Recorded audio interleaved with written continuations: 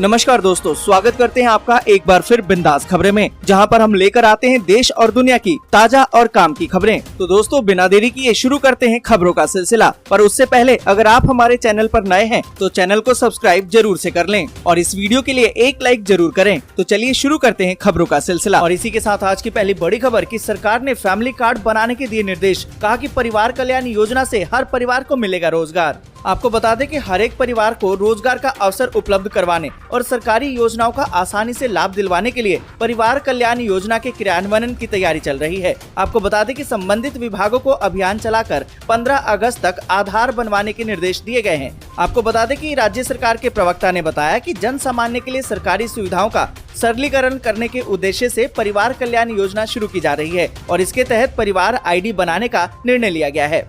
और इसी के साथ अगली बड़ी खबर कि दिल्ली में मिला मंकी पॉक्स का पहला मामला। भारत में संक्रमितों की संख्या हुई 4। आपको बता दें कि जिस तरीके से राष्ट्रीय राजधानी दिल्ली में एक 34 वर्षीय व्यक्ति की मंकी पॉक्स से संक्रमित होने का मामला सामने आया है। आपको बता दें कि बताया तो ये जा रहा है कि व्यक्ति का विदेश यात्रा का कोई भी इतिहास नहीं है, लेकिन फिर भी जांच में संक्रमण पाया गया है। दिल्ली में ये मंकी पॉक्स का पहला मामला है और इसके साथ भारत में संक्रमण की संख्या 4 हो गई है। और इसी के साथ अगली बड़ी खबर कि भारत में पिछले 24 घंटे में मिले हैं 20,279 केस, 36 लोगों की मौत। आपको बता दें कि कोरोना वायरस के 20,279 नए मामले सामने आए हैं और जबकि सक्रिय मामले बढ़कर 1,52,200 हो गए हैं। और इसी बीच यानी कि 24 घंटे के दौरान ही 36 नए लोगों की मौत हो गई है। और इसी के साथ अगली बड़ी खबर कि द्रौपदी मुर्मू सोमवार को लेगी राष्ट्रपति पद की शपथ। उसके बाद 21 तोपों की होगी सलामी। यहाँ पर आपको बता दें कि निर्वाचित राष्ट्रपति द्रौपदी मुर्मू सोमवार को देश के सर्वोच्च संवैधानिक पद की शपथ ले लेंगी। उसके बाद उन्हें 21 तोपों की सलामी दी जाएगी। केंद्रीय गृह मंत्रालय ने कहा है कि समारोह सोमवार को सुबह 10:15 पर संसद के केंद्रीय हॉल में होगा, जहाँ भारत के मुख्य न्यायाधीश NV रमन्ना उन्हें राष्ट्रपति पद की शपथ दिलवाएंगे। आपको बता दें कि गृह मंत्रालय ने कहा है कि राष्ट्रपति पद की शपथ लेंगे और उसके बाद 21 तोपों की सलामी भी लेंगे। इसके बाद राष्ट्रपति का भाषण होगा और समारोह से पहले निवर्तमान राष्ट्रपति और निर्वाचित राष्ट्रपति एक औपचारिक जुलूस में संसद पहुंचेंगे। और इसी के साथ अगली बड़ी खबर कि लद्दाख सेक्टर में चीन की फिर उकसाने वाली कार्रवाई। LAC पर देखे गए चीनी फाइटर जेट। आपको बता दें कि पूर्वी लद्दाख में चीन अपनी हरकतों से बाज नहीं आ रहा है। चीन LAC पर लगातार उकसावे की कार्रवाई कर रहा है। लद्दाख सेक्टर में रविवार को LAC पर चीनी फाइटर देखे गए। पिछले कुछ हफ्तों से चीनी एयरक्राफ्ट की मौजूदगी LAC पर देखी गई है। शीर्ष सरकारी सूत्रों ने बताया है कि चीनी वायु सेना के लड़ाकू विमान पूर्वी लद्दाख सेक्टर में LAC के बहुत ही करीब उड़ान भर रहे हैं। और साथ ही आपको बता दें कि चीनी गतिविधियों पर भारतीय वायुसेना बारीकी से नजर रख रही है और इससे निपटने के लिए भारतीय सेना की तरफ से पूरी तैनाती और तैयारी की गई है। और इसी के साथ अगली बड़ी खबर कि ट्रेन की सर्विस पूरी तरह से फ्री। स्पेन की पब्लिक ट्रांसपोर्ट में अब नहीं लगेगा किराया। बढ़ती महंगाई से राहत दिलाने के लिए शुरू की गई स्कीम। आपको बता दें कि एक तरफ जहां ज्यादातर देश सरकार की महंगाई से राहत पाने में नाकाम है, वहीं दूसरी तरफ स्पेन में सितंबर महीने से कुछ ट्रेनों में लोग मुफ्त में सफर कर सकेंगे। आपको बता दें कि स्पेन के प्रधानमंत्री पेड्रो ने घोषणा की है कि नेशनल रेल ऑपरेटर रेनफे से अगर कोई 300 किलोमीटर से कम की यात्रा को कवर करता है तो उनको एक रीजनल लाइंस पर 1 सितंबर से 31 दिसंबर तक फ्री ट्रेवल करने की छूट होगी। इसमें सिंगल जर्नी टिकट या फिर लंबी दूरी की यात्रा शामिल नहीं होगी। साथ ही आपको बता दें कि स्पेन की ट्रेनों में 100% छूट केवल मल्टी जर्नी टिकटों पर होगा। लंबी दूरी की यात्रा और दूसरी कंपनियों की ट्रेवल सर्विस पर ये छूट नहीं होगी। और इसी के साथ अगली बड़ी खबर कि वर्ल्ड एथलेटिक चैंपियनशिप में नीरज चोपड़ा ने जीता रजत। योगी ने दी बधाई, बोले कि हमें आप पर गर्व है। आपको बता दें कि ओलंपिक के गोल्डन बॉय नीरज चोपड़ा ने वर्ल्ड एथलेटिक चैंपियनशिप की भाला फेंककर प्रतिस्पर्धा में रजत पदक जीतकर इतिहास रच दिया है। उनकी इस उपलब्धि पर मुख्यमंत्री योगी आदित्यनाथ ने उन्हें बधाई दी है। आपको बता दें कि मुख्यमंत्री योगी आदित्यनाथ ने ट्वीट करके कहा है कि आज वर्ल्ड एथलेटिक चैंपियनशिप में नीरज चोपड़ा जी ने जेवलिन थ्रो प्रतिस्पर्धा में रजत पदक जीतकर इतिहास रच दिया है। भारत का मानवर्धन करती अविस्मरणीय उपलब्धि हेतु आपको हार्दिक बधाई और शुभकामनाएं। हमें आप पर गर्व है। जय हिंद। आपको बता दें कि अमेरिका के यूजिन में चल रही चैंपियनशिप की भाला फेंक प्रतिस्पर्धा में नीरज चोपड़ा ने 88.13 मीटर थ्रो करके रजत पदक जीता है। और इसी के साथ अगली बड़ी खबर कि दिल्ली में खाने से मिलेगा रोजगार। केजरीवाल सरकार तैयार कर रही है मास्टर प्लान।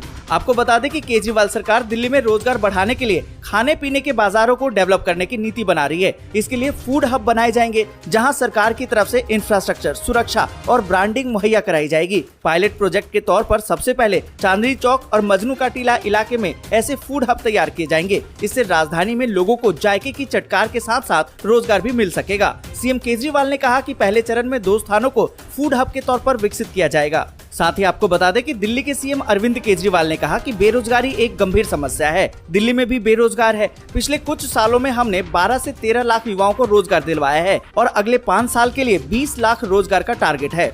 और इसी के साथ अगली बड़ी खबर कि जेलेंस्की का दावा, युद्ध चरम पर पहुंचने के बाद कम होता गया है यूक्रेन का नुकसान। आपको बता दें कि यूक्रेन के राष्ट्रपति वोलोदिमीर जेलेंस्की ने कहा है कि इन दिनों रोजाना औसतन 30 सैनिक मारे जा रहे हैं, जो मई जून में औसतन 100 से 200 के काफी कम है। साथ ही आपको बता दें कि उन्होंने अब तक युद्ध में मारे गए यूक्रेनी सैनिकों की संख्या बताने से इनकार कर दिया, लेकिन कहा कि वो आंकड़ा रूस के मुकाबले काफी कम है। इस बीच यूक्रेनी राष्ट्रपति के बाल अधिकार मामलों के सलाहकार डेरिस ने कहा कि युद्ध की शुरुआत के बाद से 5100 बच्चों को अगवा करके रूस भेजा जा चुका है। और इसी के साथ अगली बड़ी खबर की पाकिस्तान के बलूचिस्तान प्रांत में तेज बारिश का कहर, अब तक 100 की मौत और 57 घायल। आपको बता दें कि पाकिस्तान में भारी बारिश ने 100 लोगों की जान ले ली है। इसके अलावा 57 लोग घायल हो गए हैं। बारिश और जल भराव की वजह से हजारों लोगों को दक्षिण पश्चिम बलूचिस्तान प्रांत में विस्थापित होना पड़ा है। प्रांतीय आपदा प्रबंधन प्राधिकरण ने कहा है कि प्रांत में हाल ही में भारी बारिश हुई है, जिसमें 100 लोग मारे गए हैं, जिसमें महिलाएं, बच्चे और पुरुष भी शामिल हैं। PDMA का कहना है कि बारिश बाढ़ की वजह से अब तक बलूचिस्तान में 6063 घर ध्वस्त हो गए हैं। वहीं प्रांत के 4 प्रमुख राजमार्गों के साथ 550 किलोमीटर सड़क भी बारिश की भेंट चढ़ गई है। मौसम विभाग की माने तो प्रांत में और अधिक बारिश की भविष्यवाणी की गई है। इसके साथ ही यहाँ पर सरकार द्वारा 1 महीने से अवधि के लिए धारा 144 लागू कर दी गई है। और इसी के साथ अगली बड़ी खबर की श्रीलंका की तरह दिवालिया हो सकता है पाकिस्तान, दूसरे देशों को बेच रहा है अपनी कीमती संपत्तियां।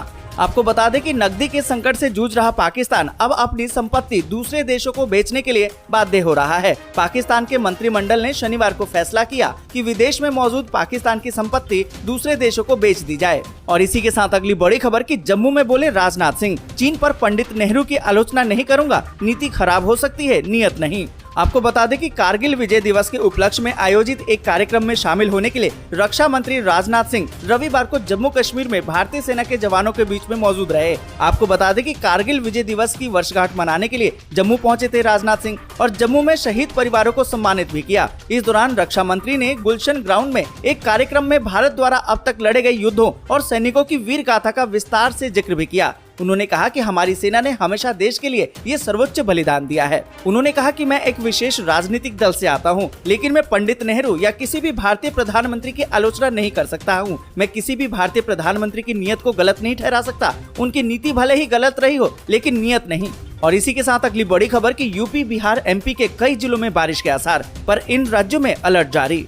आपको बता दें कि देश के कई राज्यों में इन दिनों झमाझम बारिश हो रही है। गुजरात, राजस्थान, उत्तराखंड, हिमाचल सहित कई राज्यों में भारी बारिश की वजह से लोगों को दिक्कतों का सामना करना पड़ रहा है। उत्तराखंड के कई जिलों के लिए जहां मौसम विभाग ने अलर्ट जारी कर दिया है, तो वहीं राजस्थान के कुछ जिलों में भारी से भारी बारिश का अनुमान भी जताया गया है। आपको बता दें कि IMD के अनुसार गुजरात, दक्षिण राजस्थान, मध्य प्रदेश, तेलंगाना, छत्तीसगढ़, उड़ीसा, कोंकण और गोवा, अंडमान और निकोबार द्वीप समूह में हल्की से मध्यम बारिश हो सकती है, जबकि कुछ स्थानों पर भारी बारिश। यहीं तक वीडियो आपको अच्छी लगी हो तो लाइक और शेयर जरूर कर दें। अगर अभी तक आपने चैनल को सब्सक्राइब नहीं किया तो सब्सक्राइब जल्दी से कर लें।